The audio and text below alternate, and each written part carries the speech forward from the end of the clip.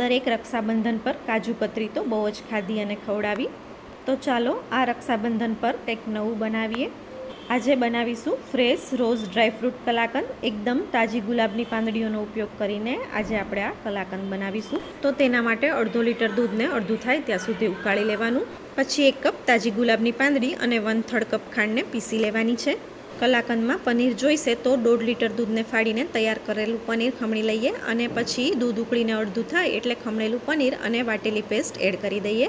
પનીર અને ગુલાબની પેસ્ટને બરાબર મિક્સ કરી લઈએ અને હવે એડ કરવાનું છે અમૂલ મિલ્ક પાવડરનું 10 રૂપિયાવાળું પેકેટ. હવે ગેસની હાઈ ફ્લેમ પર બધી વસ્તુને એકદમ બરાબર મિક્સ કરતા જવાનું છે.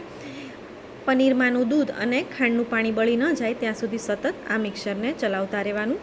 અહીંયા 1 મિનિટના વિડીયોમાં ફૂલ રેસીપી નહીં સમજાવી શકાય, તો તેના માટે મેં ડિટેલ રેસીપી લિંક નીચે ડિસ્ક્રિપ્શનમાં આપી છે. હવે લાસ્ટમાં થોડો પિંક ફૂડ કલર એડ કરીને મિશ્રણ આટલું ઘટ થાય એટલે ફટાફટ એક મોલ્ડમાં પાથરી દઈએ.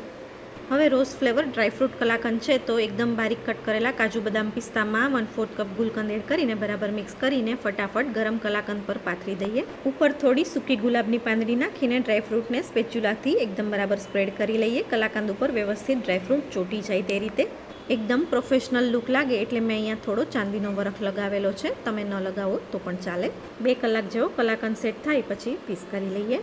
તો તૈયાર છે અહીંયા ફ્રેશ રોઝ ડ્રાયફ્રૂટ કલાકંદ. આ રક્ષાબંધન પર તમે પણ કંઈક નવું બનાવો અને બધાને ખવડાવો.